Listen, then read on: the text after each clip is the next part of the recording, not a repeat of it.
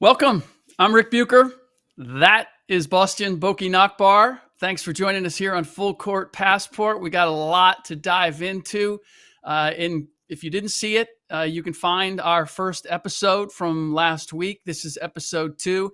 We're going to continue to introduce everybody to Euroleague basketball, all the insight, particularly that Bostjan has, and the connection between Euroleague and the NBA and the international players that are starring in both places and who is coming up. So with all of that, I introduce you to Boki Nachbar. Boki, good to see you again, my friend. Good to see you too, Rick.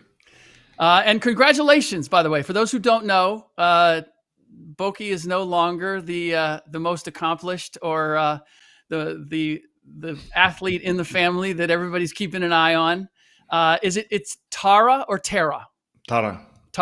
Yeah. Tara Nachbar at the Western Reserve Academy. Am I allowed to give away where she's at? Yeah, of course. I don't want the paparazzi waiting outside of her. I don't think we're there yet. Okay. But we are where she received her first collegiate offer from the University of Akron Zips just around the corner. So congratulations, Boki. Yeah, thanks. It's been an exciting week, actually. I mean, it started with the University of Akron, and then it followed actually with a couple of other universities, including Michigan State, Ohio State, and now Nice. University of South Florida. So it's it's exciting, But like you said it right, I'm no longer the main guy when it comes to basketball in our family. Tara is right now. We have Ida, the little one, coming up as well. So Okay. A lot of basketball ahead of us, Very nice. Well, congrats.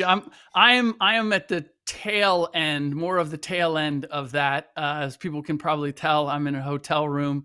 I'm in upstate New York where my son plays football. Had a game yesterday. First win of the year. Congrats. He had a great game. So excited about that. And my daughter's playing collegiate basketball down in Southern California.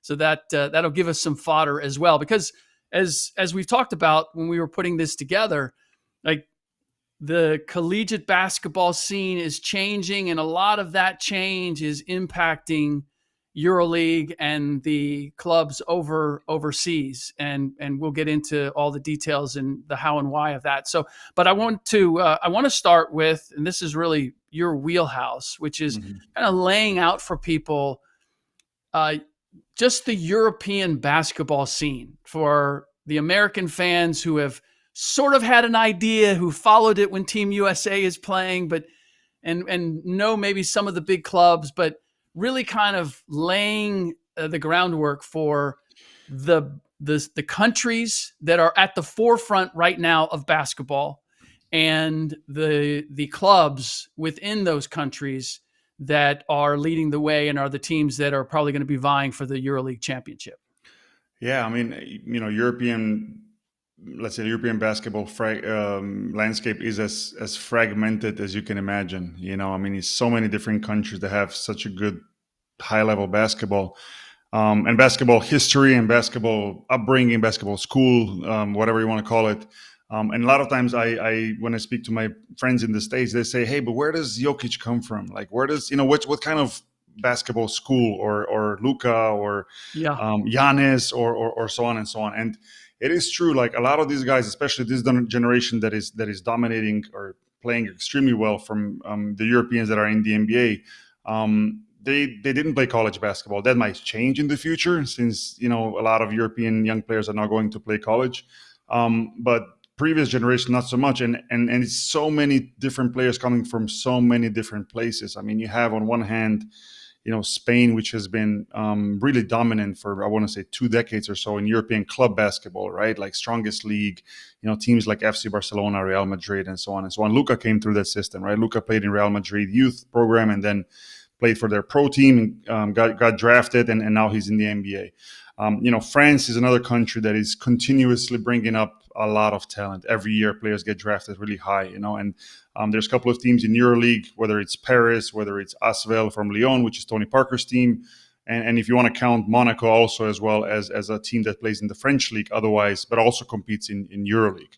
Hmm. Serbia, obviously a powerhouse, right? I mean, so many great players come through that, and it's no coincidence that they have two of really tough historic team, Partizan and Red Star in Belgrade, and so on and so on. You have Greece with two amazing teams. You have Turkey with two amazing teams in Euroleague. So the list goes on, and all these. The setup is a lot different than what you guys are used to in the States, where you have this high school system and then AAU and then collegiate system, and then you get drafted. Like in Europe, we have clubs. And clubs are basically institutions that are outside of kids' schools, outside of an elementary school, outside of high school. They're not connected usually in any kind of way. So, right. It's almost like to describe a day of a kid, like he'll go to school in the morning, finish around 1, 2, 3 p.m., whatever, come home, eat something, do homework, and then he'll go to the club to play basketball, right? And these clubs have all these youth programs. So all the teams I mentioned before, they all have youth programs that kids go play under 12, under 13, under 15, 16, whatever, until some of them are good enough to get a chance to play in the pros. And that's how the teams are basically set up here. That's why you see a lot of times some of these young players who play in the NBA and people will ask them, hey, when did you turn pro? And they're going to say, well, when I was 15, 16, 17, which is kind of unheard of for you guys, right? Yeah. So that's where I think. But it's pro in a different way. Like we think pro and you're immediately playing for the top team. And that's not necessarily the case with a 15 or 16-year-old. It may be it's like the farm club. It's more like drafting high school kids to go into baseball or whatever. Yeah, it's rare, right? Because for a young kid to play EuroLeague game, like Luka was one of those guys that got a chance to play really early on, and in the past, Ricky Rubio too, right? Yeah, Ricky did, and so on and so on. So, I actually played my first EuroLeague game at age 17. So that's and that's rare, right? Like it's so much pressure and there's so much involved in the EuroLeague that coaches usually don't give chances to young. They can't risk it, right? The result is too important, and that's why there are other teams in the league, in the domestic league, that are not chasing titles, but they're competing. They want to obviously remain in the first division, but there's some room for them to give a chance for a young player to play for a couple of reasons. One, just because he might be their player and he's good enough to help them. But number two, also, what's the next step for that young kid? Well, to be basically to be transferred, to go to a different team, whether it's a bigger team in Europe or the NBA. And in all those cases, most likely the team will receive a compensation, financial compensation, right? So I was going to ask, is there transfer money in basketball with the club? But it depends of each player's contract, right? So whatever new contract says, that's the buyout if you leave before your contract is over, which a lot of times teams will do. They'll quote unquote sell the player before his contract is up so that they can recuperate some of that buyout. And that's the point, right? A lot of teams actually lean heavily on that. They'll develop players and then they'll receive a nice compensation when they're good enough to leave, right? And that's how they stay alive as clubs. Yeah. Was that the case with Luka? Like, how much did he develop in Slovenia before he went to Spain?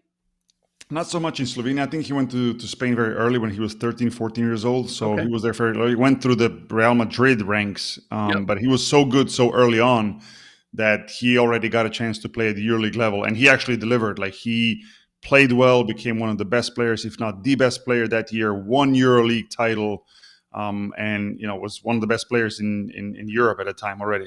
It's still crazy to me that he was the third pick in the draft. Like, when you think about what he had accomplished already as a player, and you're going to draft, or was he the third pick or was he the fifth pick and then traded there you go. for Trae Young, right? He was the fifth pick of that draft. I'm just looking at what he did and what I knew about EuroLeague and his size and everything else. And I'm like, there is nobody in this draft who has done what he has done to this point. And it's not like he's a 25-year-old coming over. He's 18, 19, whatever he was at the time. I just thought it was, to me, that was the greatest indicator that whether it's and I probably put it on the NBA still, like there's still a distrust that great EuroLeague players can transition to the NBA. And I wonder for you, like, I think it's because they question, are they athletic enough to I mean, replicate it? I mean But I that could wonder, be. do you agree, or what do you think? No, I do agree. You know, there's obviously been some players who got picked and haven't done well. You know, I would say high in the draft, but none of those guys, at least not from the top of my head, has done what Luka has done because he played. Let's call it the second best league in the world by far.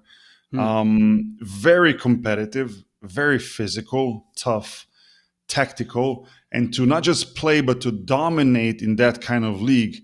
You can't compare that to any college No. team or college game or season, you know, for that matter. So yeah, maybe athleticism, sure, you can kind of argue that to a certain extent, but you know, I think the teams really dropped the ball on that one. And Luka was clear number one, and that's it's shown now, right? So, but yeah, I still think that time from time I see that people don't fully realize how competitive and how tough your league is, but also guys that play in this league now, if they got a legit chance to play in the NBA, I think a lot of them would actually prove that they can definitely play in the NBA and deliver.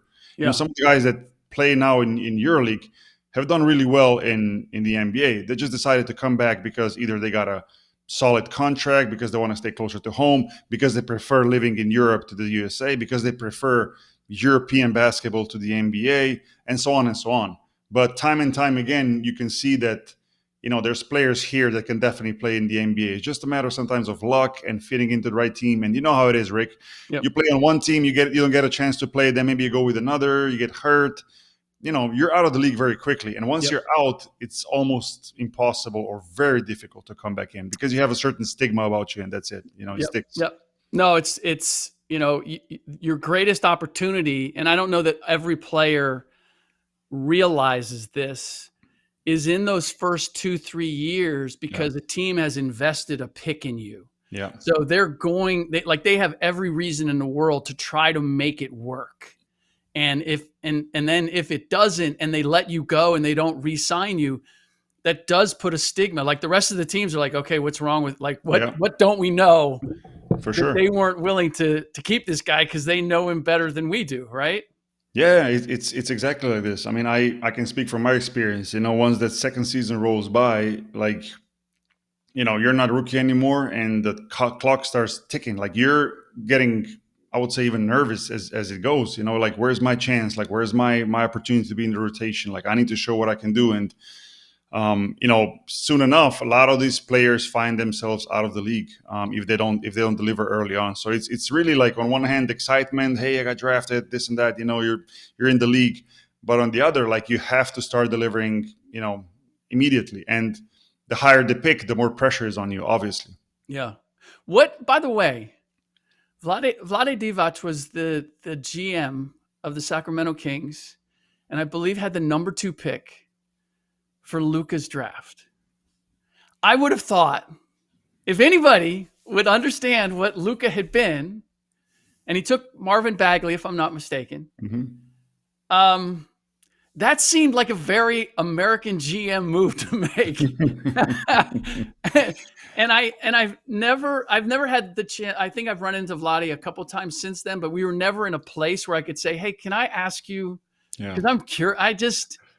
I ran into him a couple of times also over the years, and I also never asked him. I kind of felt uncomfortable asking that question. Yeah, I think, yeah, and to be quite honest, and I don't want to say this for him or to defend him yeah, because I really don't know, but I'm not really sure that he was the guy that was making the final. Maybe he was, you know, he made a final call, but like you said, it's very surprising that Luka yeah. wasn't the one that was Wasn't a picked. Sacramento King. Yeah, exactly, Yeah, exactly. yeah, and it sort of leads me to one of the other questions that I had, because especially in this day and age, and I think it's probably changed since the time that you were in the NBA. Ownership is more involved than ever before in selections. It's crazy. Hmm.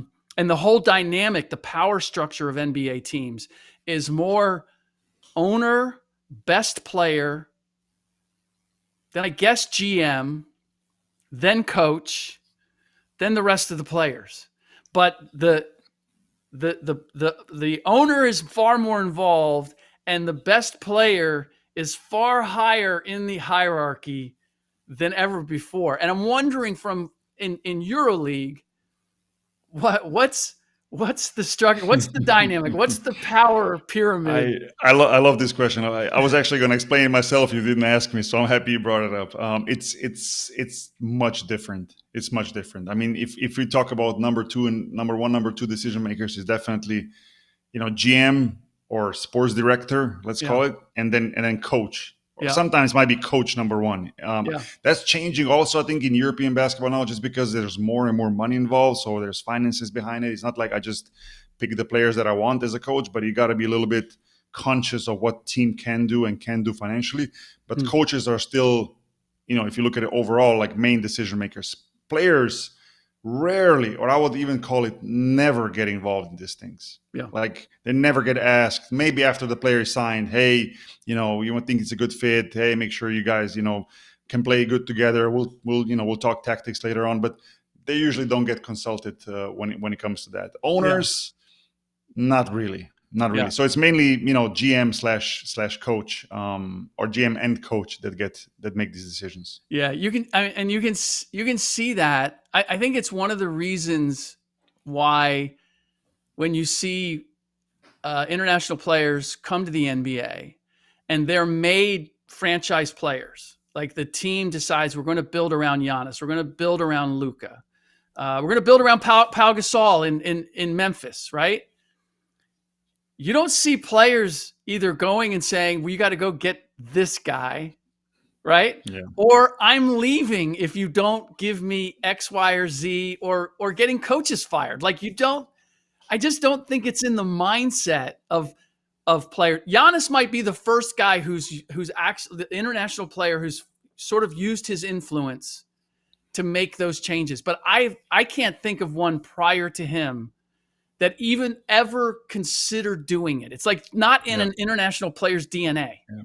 Yeah, it's just, I think it has to do a lot with the basketball upbringing, and like I said before, I think that's changing in Europe as well. But all the players up until now basically were grew up in this environment where you as a player, you don't have a say in these things, and doesn't necessarily have to be in a negative way. It's just like, you're a player and you're here to play. We need to develop you. You focus on playing. Anything that is front office work is front office work, with coach included, let's say. But my generation of players, or even younger guys, like I know for a fact, they don't get involved in these things at all. They might talk with other players in the locker room about certain player that the team might bring in, right? But they're not going to be knocking on the front office personnel's door saying, hey, you shouldn't sign this player, or you should sign that player, or coach should get fired, et cetera, et cetera. It's just not how we think and how we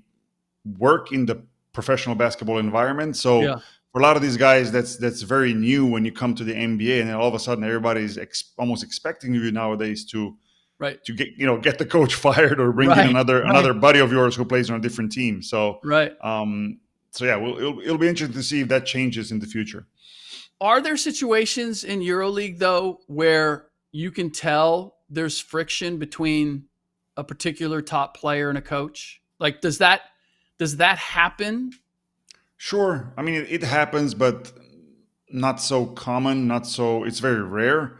Yeah. And I think if it does happen, a lot of times players won't show it in front of fans, in front of media. It's something that is maybe, done in locker room or in practice where nobody's watching, and there's a, verbal, let's say, argument between a player and a coach. Rarely you see it between coach and the player. It happens, but mainly it's because of the frustration and because of lack of result. Players, I don't know of many examples that players would really publicly complain, hey, I need to play more, or I need a better team, or whatever, It's mainly comes from teams not performing, and that's when the frustration grows, because the pressure on some of these teams that I mentioned before, year after year, is just immense. I mean, everybody expects those teams to win constantly, right? So the pressure is definitely there. Is there what about the media attention? Because immediately when you said like it's kept in the locker room, or it's not shown to the fans, and I'm thinking, one of the problems with the NBA is the spotlight is always on the team, and there's media at every practice and going in and out of locker rooms. And I haven't spent enough time around European clubs to know like how prevalent, how present is the media, how much goes on where if like the media by and large doesn't know. If it doesn't happen at a game, if it doesn't happen on the floor, Yeah. probably nobody's going to find out about it. Yeah, I'd say the majority of things are kept away from media that happen behind closed doors. Like media in the NBA is amazing from that standpoint. Like how many things come out and how many informants you guys have or contacts or sources. It happens in Europe, it happens, but way less. And I kind of almost wish it would happen more, just Huh. because it draws attention, right? Yeah. It draws fans, there's stories created behind it. I don't think it's enough, but I think it's also understandable. I mean, first of all, basketball is not number one sport. Not an NBA also competes with other sports, but in Europe, as Euroleague or basketball in general competes with soccer and some other Sure. sports. So media is mainly focused on other sports. On the other hand, you have different countries, right? So 10, depending on the season, 9, 10 different countries that compete in Euroleague, and in Italy you might have Italian media, in Germany you have German media, and not always all these stories kind of come out or are just kind of kept local. Sure, nowadays with internet and all that, some things do come out, but it's still very local. And in addition to that, since I mentioned local media, I believe, and that's just my belief, that sometimes media protects clubs in that kind of way. Like they'll know about things, but they won't release them just because they don't want to hurt their team, right? Oh yeah. They have a rooting interest Exactly, in their right. team So doing well. for sure, Interesting. right. So things will come Interesting. out maybe from a rival team's media instead of your media, right? So Yeah. it's that's like I said before. I almost wish it was more of that, and not just negative stories. I think there's positive stories that could be Sure. also discussed and being put out in the media. Nearly not as close as what you guys are reporting in the States. So hopefully Well, that'll change. I mean, ours has changed a lot, but because there used to be sort of an understanding of what you wrote about and didn't write about.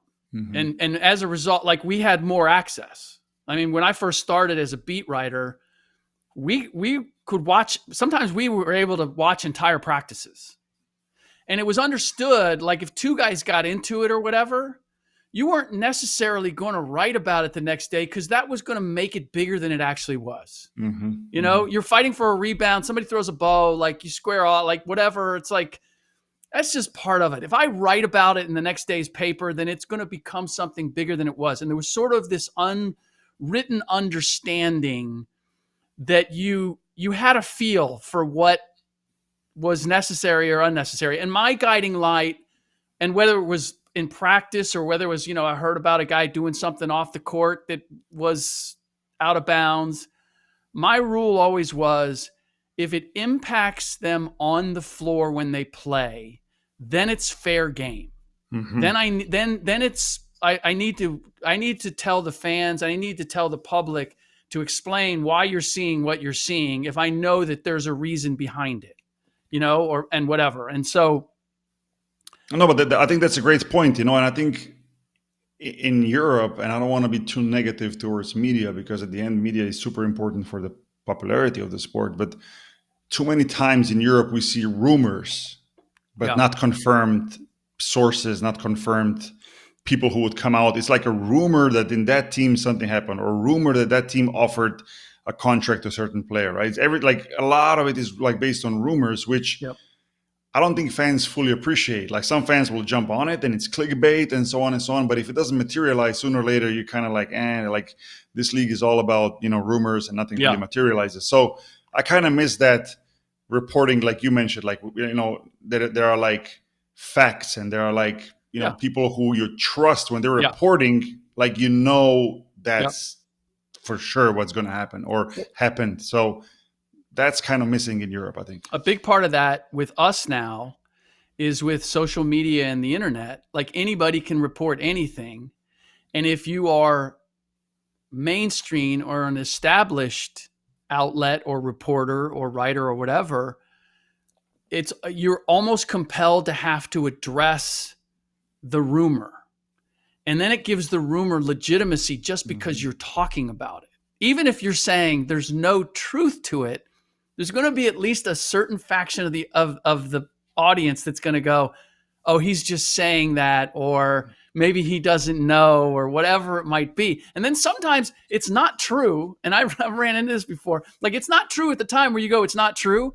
And then it evolves later and somebody will say, oh, well, see, you didn't know. And it's like, no. When I said it wasn't true, it wasn't true. Like that kind of, and now it's become crazy. Like, I know sometimes teams throw stuff out there just to see what the public reaction is. Right. And then like the public reaction is good. Then they actually consider doing it. I mean, it's become the wild, wild west when it comes to that. Yeah. I'm curious when it comes to the clubs. I think this is one other element that people may not be aware of, which is that the clubs in Europe, they're usually multi-sport clubs, and a lot of the clubs, a lot of the revenue is generated by soccer, and that funds everything, right? Or that's the driving force. Yeah, I wouldn't say that majority of teams are let's say organized like this or constructed like this, but there's definitely some teams that are super important for the league. As I mentioned before, the FC Barcelona or Real Madrid, like they're closely connected to soccer, or football, Bayern like we Munich call it. too, right?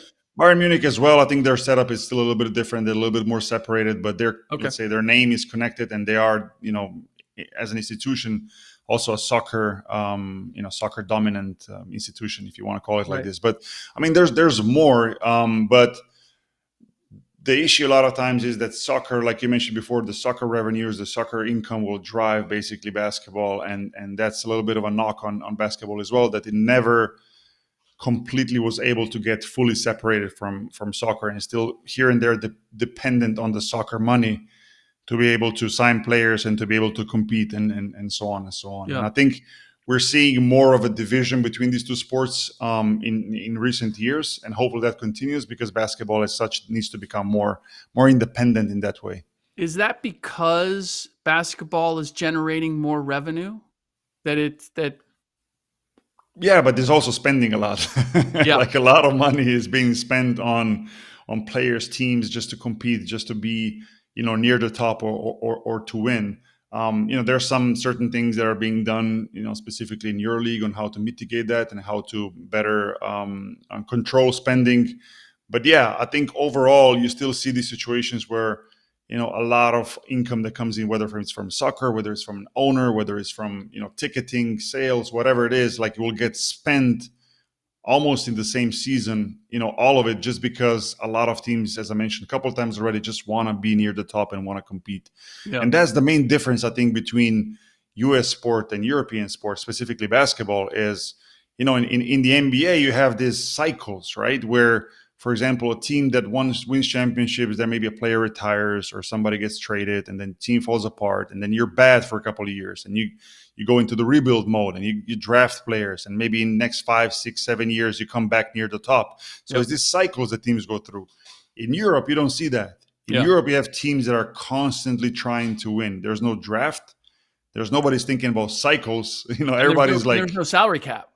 There's no salary cap. That's correct, and that's changing in Euroleague, which is their financial fair play is adding certain elements of a salary cap, like I mentioned before, to try to control the spending better, to make the league more sustainable in the long run, to build up the finances of the teams, which on one hand makes a lot of sense. On the other, especially me, for my position, I don't want to see players being underpaid. If anything, I want players to continue to make as much money as they possibly can, like they did. So it's kind of like a give and take thing. But yeah, the difference is, teams in the NBA go through these cycles, right? In Europe, you don't have that. You have teams that are constantly at the top, whether it's Panathinaikos, Olympiacos, Real Madrid, Fenerbahce, et cetera, et cetera, et cetera. Like, these teams want to win. And that's why you don't see a lot of patience when it comes to coaches. I think I don't know the exact number, but in the last few years, like, an extremely high number of coaches get fired in Euroleague. Like, you don't deliver, you're gone.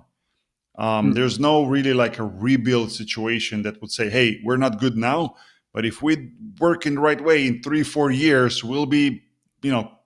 going to the Final Four. Right. No, no, no. Nobody's hearing that. You don't get that as a coach, Yeah. right?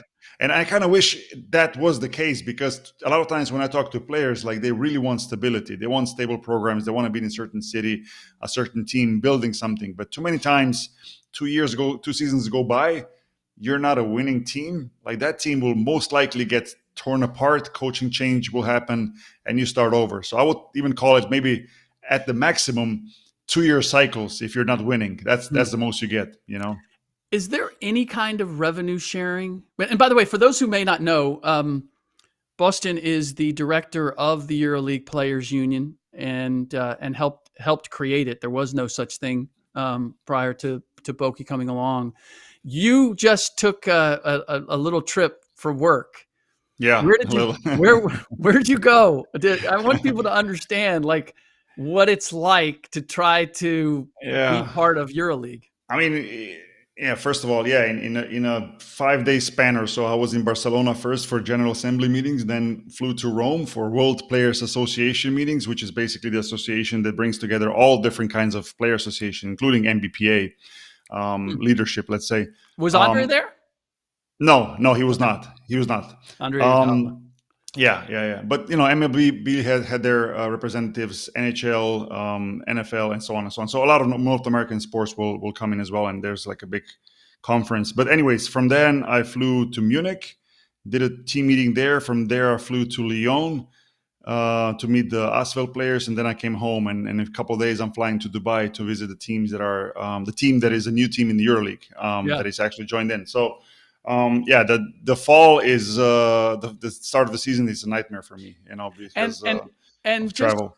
for people to understand, because geographically, it's not that different than flying around the United States to various places, right? It's No, more the cultural shift that you're going through. How would correct. you compare, like, when you were traveling with an NBA team and made all those, you probably visit like 3 cities in a week or whatever, Yeah. right? How does it compare to what you did last week? I mean, on one hand, it's the same. Like, as a player, you'll travel from arena to arena, and EuroLeague team schedule is going to be as busy as it ever was this year. 20 teams competing, so 2 more teams added compared to last year, Hmm. or 2 more spots, let's say, added. But so you play a lot of games in EuroLeague. You'll play between 2 and 3 games per week as well nowadays, right? So it's a lot. The difference is, in the NBA, private flight everywhere you go, right? Private plane. You'll just bus to the plane. You'll just hop Yeah. on and just go. In EuroLeague, that doesn't happen. Even though you might have a charter flight, like, you still have to go through the airport. You're going to a different country. You got to go through the terminal, and that's constant. That's number one, right? So the travel is not as comfortable. Hotels, I would say that they're getting better and better in EuroLeague. Maybe not 5 stars everywhere you go, but very good hotels as you travel. But I think the biggest difference is the arenas and the fans, because you're going to go in, for example, to Greece. There's going to be a very hostile environment with certain customs. Let's say that fans have certain chants, certain moments of the game. Then you'll fly to Turkey, full arena again, but still different. Then you go to, I don't know, to Spain, and it's different again. So you'll see all these different fans singing different songs during the game, or putting up, having flares in some arenas where they still can sneak them in, or here and there something might fly over to the court, and like a lighter or something, and the referee makes a mistake. Yeah. But I think that's the biggest difference, because you go from culture to culture, right? You'll go from different speaking languages, countries that speak different languages, to different cultures, different religions. So, and that's like Tuesday, Thursday, Sunday. Like, you'll just see like 3 different countries in like 5-day span, Mm-hmm. and that's, I think, the biggest difference. Whereas in the NBA, all the arenas more or less kind of feel the same, right? Yeah. I meir, they're different, but they're kind of feel the same. Yeah. So Yeah. I think that's the major difference. You said that the coaches are really, their livelihood is determined on winning. They need to win. Bottom line. Mm-hmm. It's not development. It's not anything else. When it comes to players, is it the same? Because I think of the NBA, and players winning is still important, but like getting their numbers or highlights or outside deals, like there's a lot of things pulling at a player to accomplish that are I don't want to say above and beyond winning, but they water down the importance of winning for the status of a player. Yeah, that's where European basketball is a lot different. The season is shorter. That's number one. So even though between EuroLeague and domestic league, some teams are going to come up to 80, 90 games a season.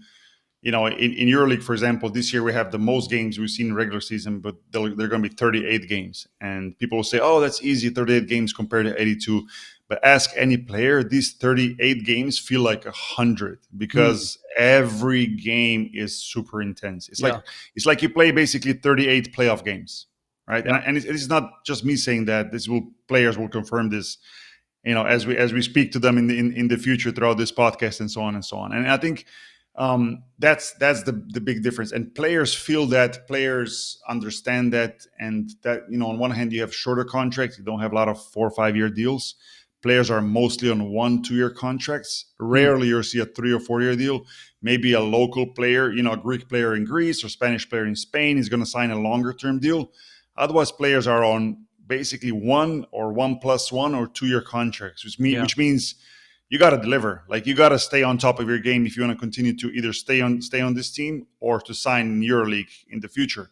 Yeah. And that's what, in my opinion, brings out the best of players as well, because they're constantly on edge. There's no time to really relax. Like, you relax for a couple of games, you lose 3 games, coach might be on a hot seat, you fall out of the rotation, like fans might turn against you. You don't want that. So that's what makes it so special. And when it comes to, so you talked about the club and the club structure.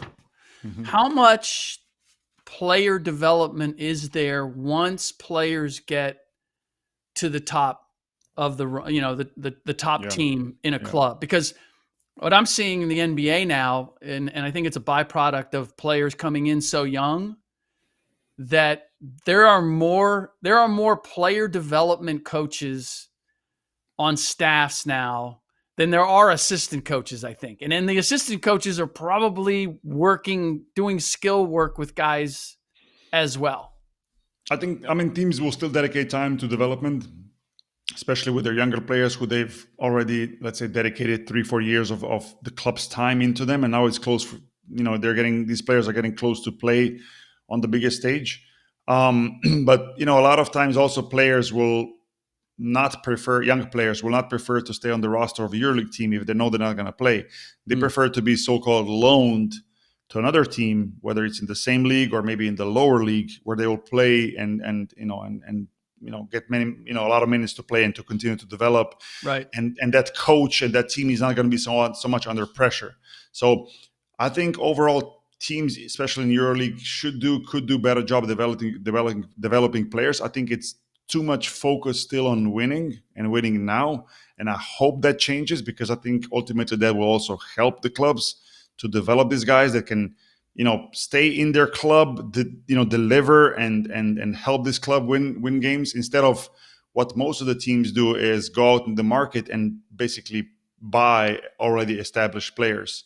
So on one hand, I see teams that still do a good job developing. On the other, I think overall, if you look at it as a league, there's not enough. And that's why you see a lot of young players playing in other leagues, not EuroLeague. A lot of guys that that people see in the NBA are not necessarily players that played in EuroLeague. Very few are actually players that played in EuroLeague. They mostly got drafted out of other smaller teams, just because EuroLeague is so result-oriented that young players don't get a chance to play. Interesting. But the flip side is those players are probably not as developed or as established as the players that you see in EuroLeague, right? Correct. Correct. You're drafting them on their potential, as opposed to what they've already done in EuroLeague, which I imagine is what again makes Luka such a unicorn. Exactly. And that if you look at all these players, and he did it in EuroLeague. And again, I'm not trying to go down the list. You guys in the States all love the list. Who's number one? Who's number two? I'm not doing that, right? But Yeah. I'll just throw out some names, right? So, for Right. example, Luka, yeah, played in EuroLeague, but then you get Giannis, never played EuroLeague. You got Yep. Nikola Jokic, never played EuroLeague. Yep. I don't know, Porzingis never played EuroLeague, and so on and so on. And there's probably many more names that I could mention that are international players on the top that never simply played EuroLeague, a single EuroLeague game, just Hmm. because they never made it to that level. And that's kind of like I mentioned before, like the patience is very thin. There's really almost no patience to develop players in the EuroLeague itself. And I Yeah. think that's a minus for the league. I think that's bad. And I think that's why people complain that EuroLeague is a very old league, which is very true.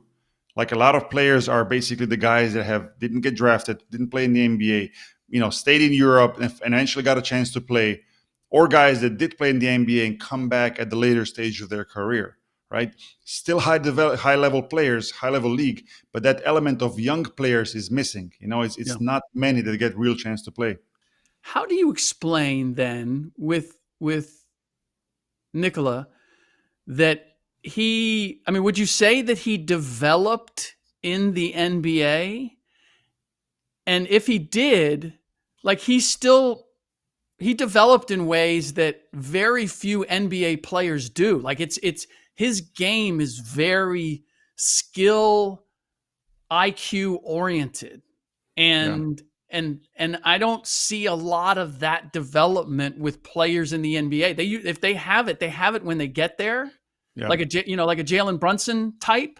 yeah, They've yeah. spent 4 years in college and they've evolved their IQ. Did Nikola have it when he got there and just had to kind of figure out how it applied to the NBA, or how do you explain Nikola's evolution I think with Nikola, it's been that he had incredible feel for the game. Incredible feel. I from the think he beginning? stands from the beginning. I think he stands out. I mean, even if you would look some of his clips when he was younger, like the way he played, sure, he was a big, he was chubby, he moved slow, but his feel for the game was just incredible. I Hmm. think it was just a matter whether he can improve enough with his athleticism and physical ability to be able to play an NBA game. And I think he's done that to a certain point, enough to where he can adjust the style of play to his game. So the Nuggets will play the way, Yeah. kind of like the way it fits his style, right? So I think it would be a stretch if I said that Denver Nuggets developed his game. Yeah. I think he had that feel before. I'm sure they added some of the elements. They probably added conditioning. They added some of the things that he can do better now. I'm not sure about if he was a great shooter before, the way he can shoot threes now and can be a threat. I don't know. Possibly that he developed that. I mean, he definitely developed the range in the NBA. Yeah. But to say that he came to the NBA just as a talent that probably wouldn't make it, and then Denver Nuggets basically made him, I think is a complete overstatement. And you see this with a lot of players. First of all, I have to say that teams in a lot of these situations, NBA teams do an amazing job with recognizing talent and picking these players. But honestly, I think it has to do more with giving them the right chance to play, and not so much with developing them so much. Yeah. Right? I think their base for skill definitely comes from European basketball, from Yeah. EuroLeague or other teams where they played. Not maybe in the main team, but in their youth programs. Yeah. And it's also, as you know, it's fit. It's going Yeah. someplace where the roster, your teammates, the system that's run, like all of that, along with a coach who believes in you enough that's going to give you an opportunity to make a few mistakes and still get minutes. Yeah. Like, Totally, totally. And that's what we spoke about before, right? When we said these cycles, right? It's so important that you don't just find the right fit of the team, but you also find the right timing on when you get to that certain team. yeah, I yeah, mean, you look at, and it's just one of the examples, like Darko Milicic, who was drafted by the Pistons back in the day. I mean, he was really considered one of the amazing talents in European basketball, because unlike Jokic, he had a pure physical strength, yeah. athleticism. You would say this guy is going to fit into the NBA like a glove, because he was just dominating physically, right? Hmm. But Pistons were chasing title. They had Rasheed Wallace and other Ben Wallace and other players already at 4 or 5 Yep. position. Yep. Didn't really need him. What happened, right? 1 year went by, 2 years went by, didn't develop properly, didn't make that last part to really get a chance to play. And he started to struggle, right? So that's, I think, an example of a player that didn't fit in the right moment of a team. Yeah. He also came into a draft that was as loaded Unbelievable. as Unbelievable. any draft we've seen in the history of the NBA at the top with Yeah, I fully agree. Carmelo and Fully LeBron agree. and the rest. So yeah, there's that element too. So before I want to get to this, we promised that we would talk about this because there's also the Americans going Hmm. over and playing in EuroLeague, and I've always been curious about the kind of American player who excels overseas, um, and what it takes. Like what are the characteristics Hmm. of Americans who can go internationally and play to the point where in some cases they're given national citizenship so they can play for the national team. Hmm. Hmm. I think you ended up mentioning a national team where it's, I think, a perfect way for me to start giving you that answer, which Mm. is the players that can integrate themselves into the team, into the club's atmosphere, into the city, into the country. Those guys stick in EuroLeague, and those guys get to play, and those guys get to carry teams. And what do you mean by that? When like Because the game, sticking with the culture and the team and yeah, like how does a player demonstrate yeah, that? because in European basketball, you can't just come in as a talented player and say, hey, give me the ball, I'll score 20, 25 points. And if we win, we win. If we lose, we lose. It doesn't work like this. Like, you have to really go an extra mile to fit into that atmosphere, because the club, for people who work in the club, for fans, is more than just a team. They identify with that entity, or with that team, or with those guys. Like, they want to see passion. They want to see that you care. They want to see that you understand the history and the Hmm. yeah, like I said before, the passion behind it. And I think Mm. players who have demonstrated that over the last 2 decades or 3 decades or whatever, like, they were able to, like you mentioned, not just stick around in EuroLeague, but also played for certain teams for an extended period of time, or got a citizenship to play for their national team. Which is kind of amazing if you think about it. And we can have this debate whether we like the fact that Yeah. national teams can pick a player and give him a passport and then he plays. I think that's a different discussion. We're talking more about the guys that really made the maximum of themselves, and those guys said in a lot of cases, and that's not me saying, that's them saying, like, they really appreciated they got this chance to play, because for them this is the real basketball. Like, this is how it should feel. And Hmm. so many times you hear that from American Hmm. players, and I think the guys that really get to experience that truly feel like this. I've seen that, and I Yeah. believe that it's so. Because of that, the player that I'm most intrigued in watching this year, and I'm fault myself for not having done it last year when he first went over, is Jabari Parker. Hmm. Because from what I was told about him in NBA circles, I would have never thought he would be the kind of guy who could go to Europe. I mean, I figured he'd be there a month and he'd be Yeah, gone again, yeah, right? It yeah, just yeah. didn't fit with the description of him from how he conducted himself in the NBA. And sometimes I guess guys can wake up too and realize, hey, like if I want to play, but I don't know how familiar you are with where he is and what he's doing, but that's he some of the other guys it makes like a Shane Larkin, Hmm. I get that. Or Jordan Lloyd, Hmm. right? I totally get their mindset Yeah, yeah. fit. I'll be interested to see what happens with Jabari. Well, I mean, Jabari came into a very interesting situation. As a former, I would say, established NBA player. Had injuries and all this, but did well, right? He was not like a bust by no means, right? So a guy that was a big name, especially when he came to EuroLeague. Everybody was like Jabari Parker, but everybody like connected him with knee injuries and so on and so on. So Hmm. he came into FC Barcelona and had 2 really good years with that team. Like, really integrated, played well. I think he averaged something like 12 points a game, which in NBA terms would probably mean somewhere like 17, 18, longer game, more Yep. open, Yep. right? So played a big role for that team. And fans liked him. I think they felt that he was doing everything he can to help the team win. And now he goes to Belgrade Partizan, which is one of those crazy fan atmospheres, and a lot of people expect for him to actually elevate his game from last year to this year. He's Okay. still considered one of the guys that might actually make another jump, right? Okay. As far as his production, Yeah. which is going to be interesting to see, because he's not the youngest guy anymore, but he can still play, and he's a high quality player. So Yeah. I think in one of the interviews after last season, or maybe it was after his first year, like he had tears in his eyes on how much that season meant to him in Barcelona, Yeah. and that he's back, and he was able to get through it, and because he knew, I think he started to understand how difficult it is to play in Euroleague and to stick in Euroleague and to be appreciated by fans is just a different beast, and like I said before, guys that understand this early on and are humble Yeah. enough, they have a shot. A lot of Yeah. guys, you said before, a lot of guys are going to be here for a month or two, they'll be gone just because they can't change of who they are, and they don't fit. Well, there's nothing I like more than a comeback story. So Yeah, if yeah, Jabari,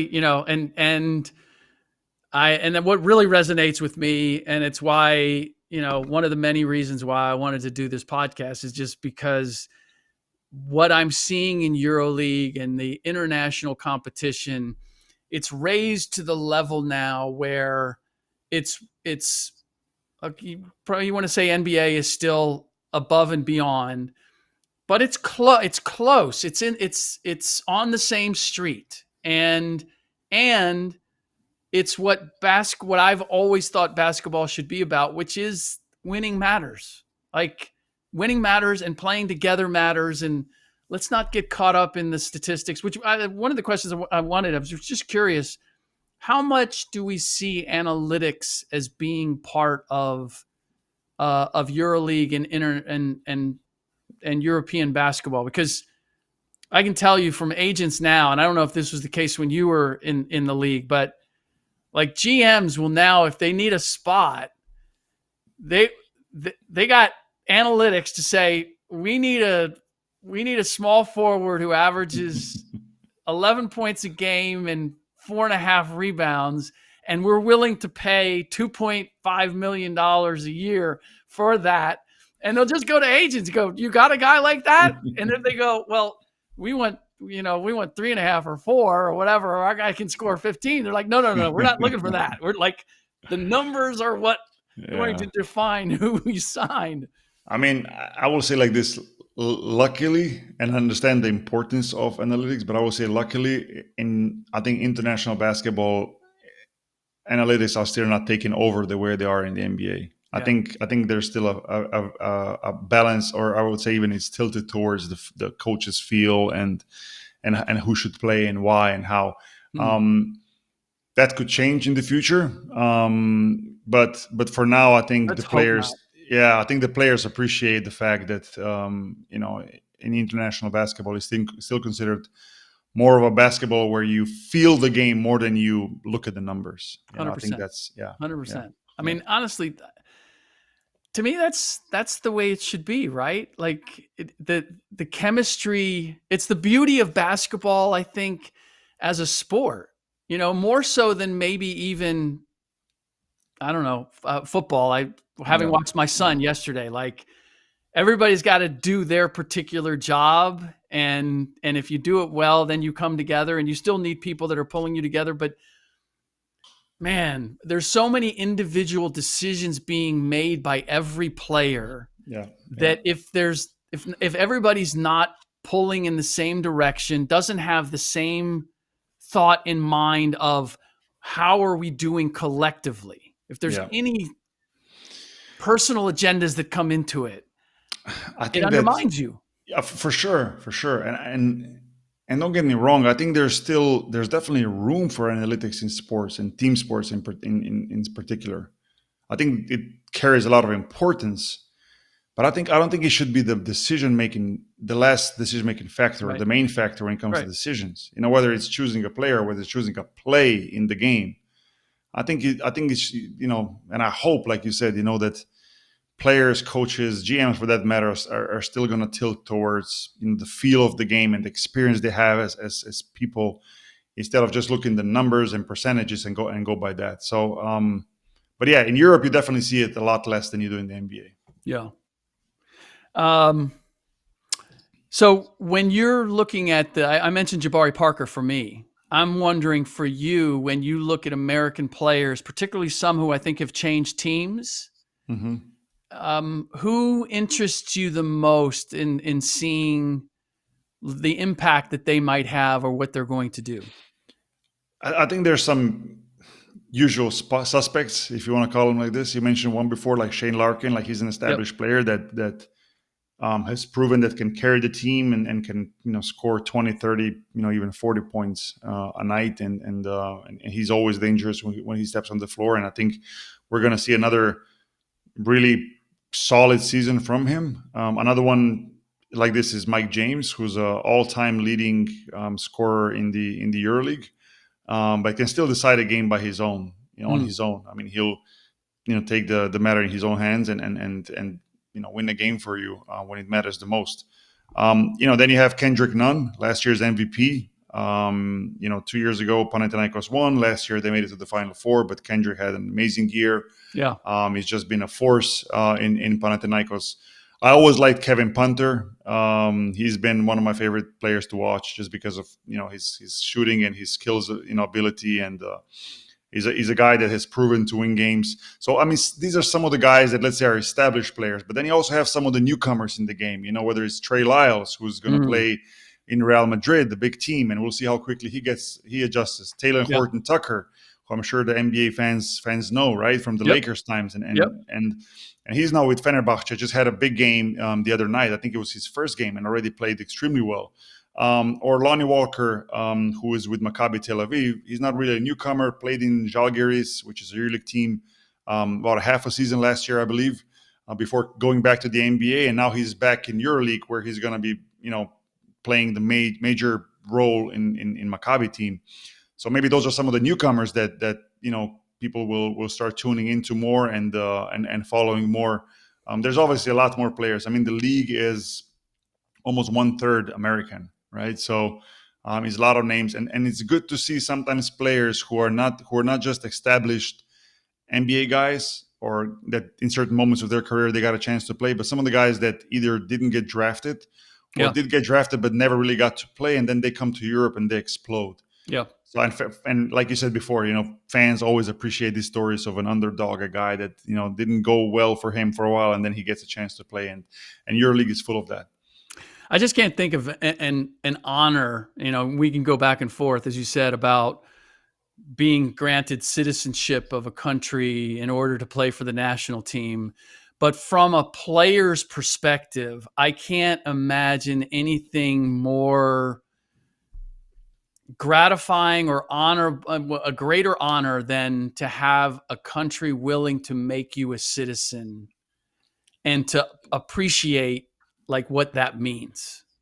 I agree, um, but I agree only under certain conditions. If I say it like this, I'll agree when a player actually plays in that country for a club and actually is, let's call it, integrated into the Got you. country Yeah. culture, right? Yeah. Like Shane Larkin, like he played in Turkey for many years now, and Yep. him being part of the national team like made sense, right? Like he's one of their players, if you want to put it like that. Yep. Whereas sometimes you have players who will play in EuroLeague and they'll get a passport from a country they may never maybe even Right. been. We've seen I'm some of that. Yeah, There's a I'm not. money Of element course, of there, course. I right? mean, it's a money. It's also a passport. It can make you being becoming a local player, so to say. So you don't have Yep. to take one of the spots as a foreigner, Right. because different leagues will only allow certain spots of foreigners on the roster. So it will definitely help your career, whether financially or otherwise.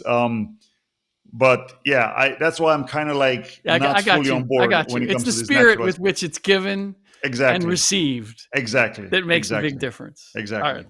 right. Look, we still have a lot of meat on this bone, Boki. There's We still a do. lot for us to get into, but we're going to begin introducing some of the guests, some of the guys that we've talked about already, both from the NBA, overseas, Americans, international players, former NBA players who are internationals. All of that is going to be part of this ongoing podcast. But Yeah. in the meantime, appreciate getting a chance to do this again, and we will do it again next week. Can't wait.